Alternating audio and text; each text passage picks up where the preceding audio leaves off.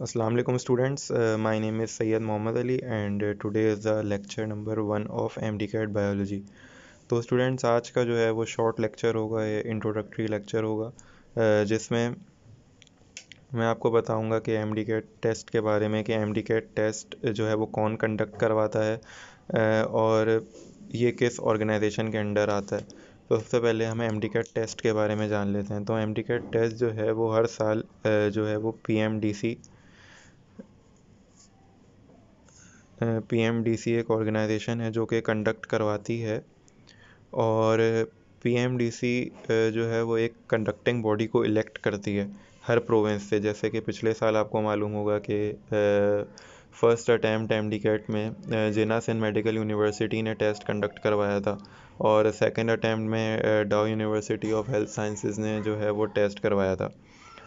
तो PMDC हर साल जो है वो स्टूडेंट्स की फैसिलिटी के लिए सो कॉल्ड एक सिलेबस जो है वो असाइन करती है और टेस्ट जो है वो ज़्यादातर इसी सिलेबस में से आता है। लेकिन ये भी इनकी जो है वो प्रैक्टिस रही है कि सिलेबस से आउट भी कभी कभी चले जाते हैं, लेकिन वो इतने मतलब जो है वो डिफ़िकल्ट MCQs नहीं देते। जस्ट जनरल नॉलेज बच्चे के जो है वो जनरल अवेयरनेस चेक कर रहे होते हैं। ठीक है। तो जैसा कि आप लोगों को मालूम होगा कि 2024 के हिसाब से अभी तक PMDC का कोई भी जो है वो ऑफिशियल सिलेबस या ऑफिशियल नोटिफिकेशन नहीं आया है। तो अभी इस टाइम हम कौन सा सिलेबस जो है वो तैयार करें, अभी हम क्या पढ़ें।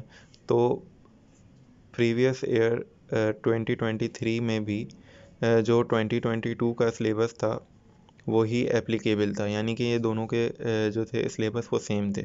तो 2024 में भी हम प्रीवियस ईयर यानी कि 2023 का सिलेबस जो है वो हम पढ़ेंगे। और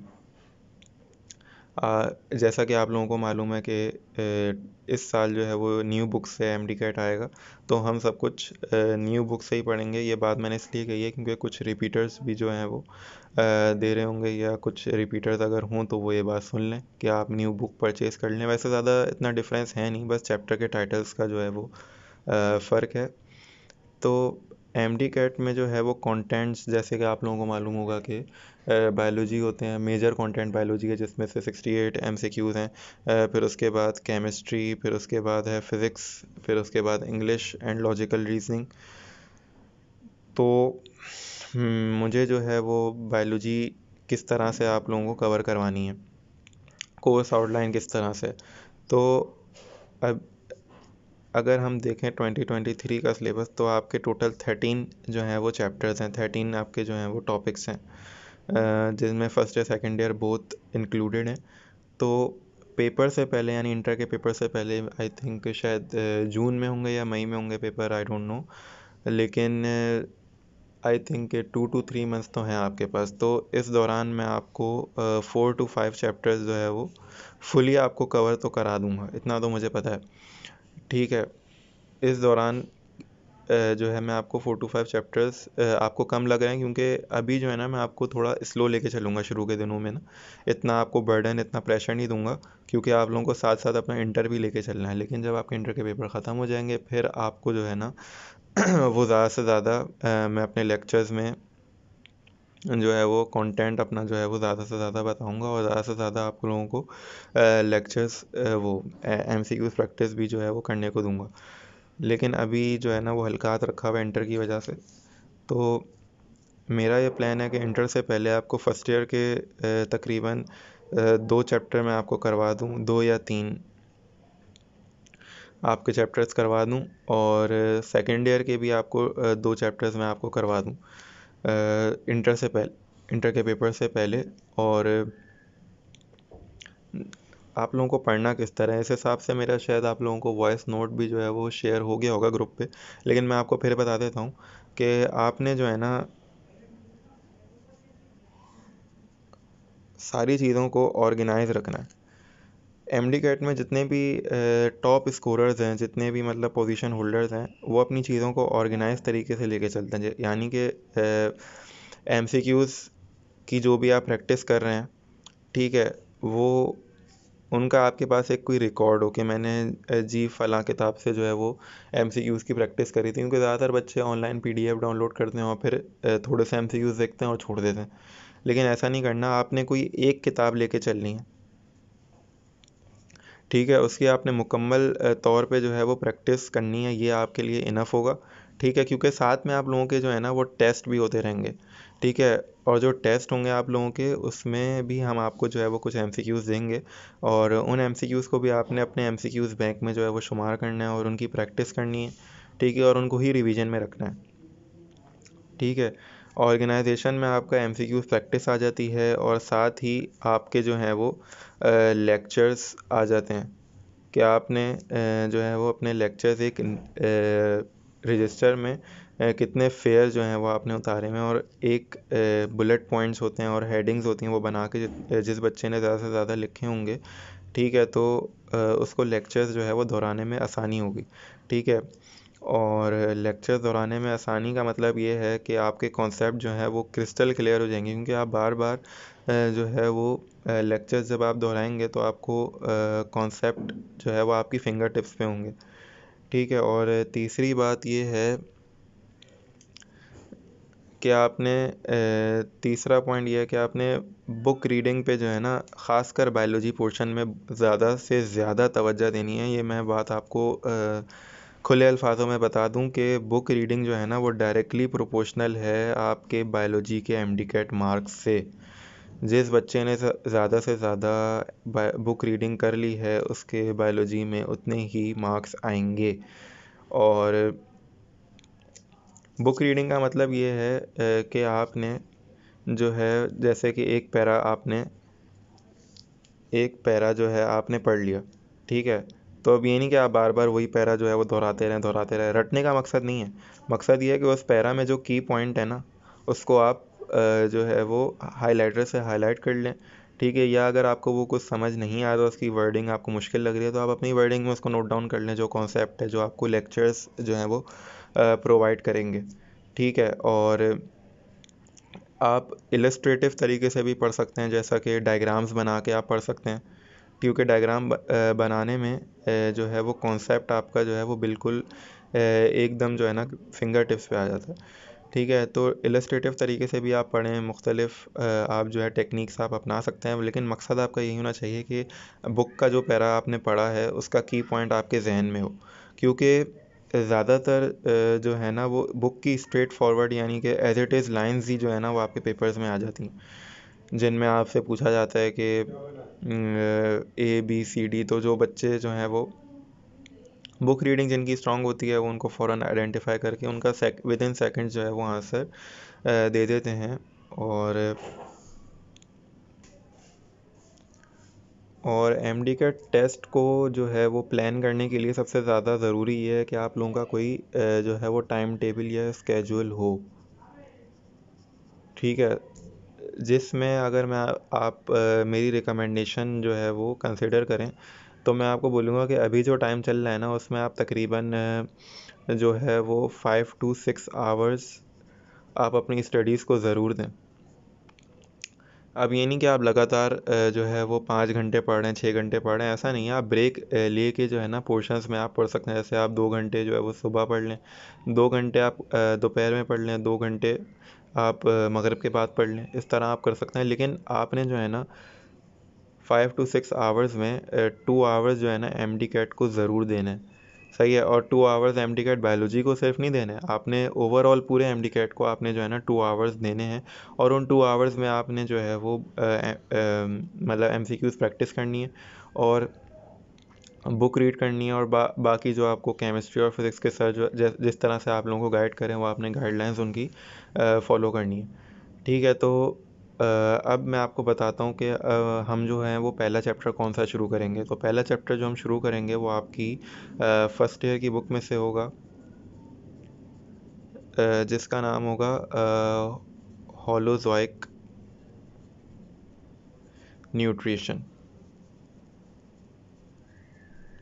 जो कि अगर आप 2023 के सिलेबस में देखें तो ये जो है वो एक बड़ी कैटेगरी में आता है जिसका नाम है life processes in plants and animals, ठीक है। उसके फिर 3 जो हैं वो सब टॉपिक्स या फिर ब्रांचेस आप जिसको कह लें, ठीक है, जिनमें से एक है होलोजोइक न्यूट्रिशन यानी कि डाइजेस्टिव सिस्टम या डाइजेशन इन प्लांट्स एनिमल्स, और दूसरा जो है वो है गैशियस एक्सचेंज जिसमें हम रिस्पायरेटरी सिस्टम पढ़ते हैं और साथ ही में प्लांट्स के से जो गैशियस एक्सचेंज होता है through stomata and all those things we discuss in gaseous exchange. और तीसरा टॉपिक तीसरी जो ब्रांच है वो है ट्रांसपोर्ट की, जिसमें आपका जो है वो इम्यूनोलॉजी भी आ जाता है, इम्यून सिस्टम के बारे में।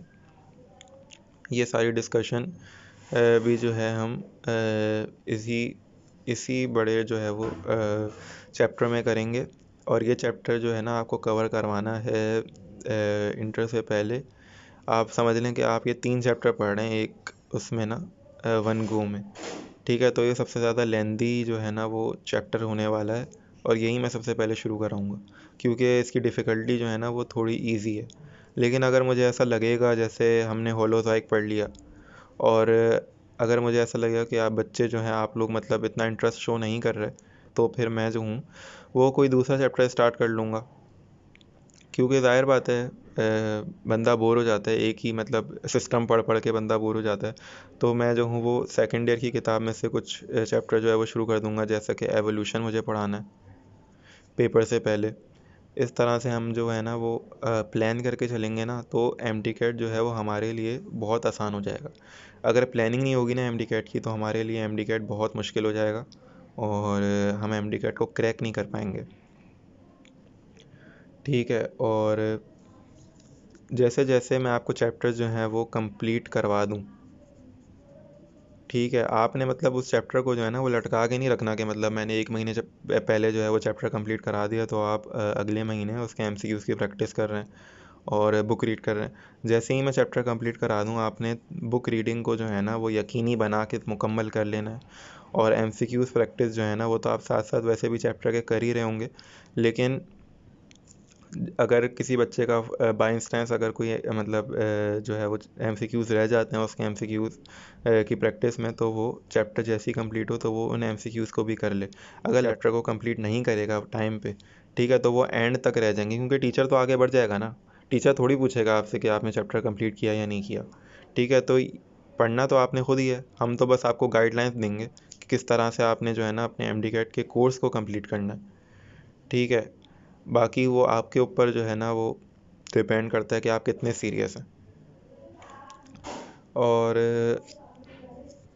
एक और बात, आपके जो है ना वो वीकली टेस्ट जो है वो सर हमाद जो हैं वो ऑर्गेनाइज़ करवाएंगे, जिनमें मैं जो हूँ ना बायोलॉजी के वीकली तौर पे इंटर से पहले मैं आपको 20 एमसीक्यूज़ तो 15 टू 20 एमसीक्यूज़ तो मैं आपको दूंगा ही दूंगा, ठीक है। अभी मैंने ज़रा हल्का हाथ रखा हुआ है क्योंकि आप लोग इंटर की तैयारी जो कर रहे हैं इस वजह से।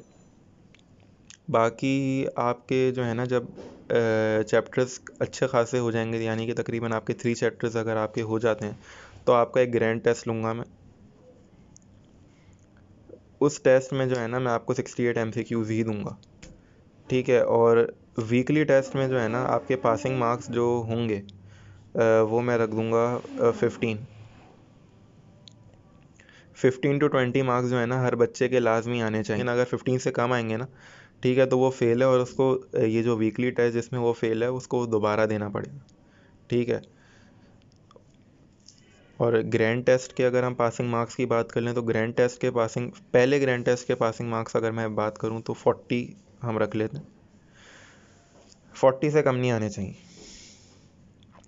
और ये जो है आपका इंट्रोडक्शन है, थोड़ा सा प्रेसाइज वीडियो थी ये, लेकिन आई होप कि आप सबको समझ में आ जाएगा कि किस तरह से आपने जो है वो अपना एमडीकैट बायोलॉजी के पोर्शन को किस तरह से कवर करना है, ठीक है। और हाँ, एक बात तो मैं आपको बताना ही भूल गया कि आपने जब एमसीक्यूज़ की प्रैक्टिस करनी है ना तो आप बुक से तो कर लेंगे, ठीक है। और लेक्चर्स में भी मैं आपको कुछ एमसीक्यूज़ दूंगा, आप उनकी भी प्रैक्टिस रखेंगे, लेकिन साथ ही आप पास्ट पेपर्स को भी जो है ना वो उनकी भी प्रैक्टिस करेंगे। पास्ट पेपर्स के लिए जो मैं आपको बुक रिकमेंड करूँगा वो डाउ ग्रेड्स की होगी, डाउ ग्रेड्स में आपको रिकमेंड कर दूंगा, ठीक है। और इसमें काफ़ी ऑर्गेनाइज तरीके से जो है वो आपके पास पेपर्स जो हैं वो दिए गए हैं, जिनमें आई थिंक 2008 से लेके 2023 तक हैं। लेकिन आपने मतलब सारे ईयर्स की तो नहीं करनी है, आपने तकरीबन 2016 से लेके 2023 तक तो आप प्रैक्टिस जो है वो कर ही लें तो ज़्यादा बेहतर होगा। तो students, from the next class we will start our chapter holozoic in nutrition. तो इसके बारे में आप जो है वो पढ़ के आइएगा। और अगर आपने तो पढ़ा हुआ ही होगा चैप्टर ये, सही है, तो आप ज़रा थोड़ा रिवाइज़ करके आ जाइएगा अपने फर्स्ट ईयर से ना, ताकि आपको समझने में आसानी हो। वैसे तो ऐसा आपको कोई इशू आएगा नहीं, क्योंकि मैं हर चीज़ को बिल्कुल ब्रेक डाउन और क्लियर तरीके से समझाऊंगा। लेकिन फिर भी आप देख लीजिएगा, अगर आपको टाइम मिले तो आप ज़रूर इस चैप्टर को मतलब पढ़िएगा, और फिर उसके बाद आप रिकॉर्डेड लेक्चर जो है ना मेरा लिएगा, आपको चीज़ें और ज़्यादा समझ में आएंगी, ठीक है। तो आज का जो है वो काफ़ी आई थिंक इतना इंट्रो काफ़ी है बायोलॉजी के पोर्शन के अकॉर्डिंग। तो अस्सलाम वालेकुम वरहमतुल्लाहि वबरकातुहू।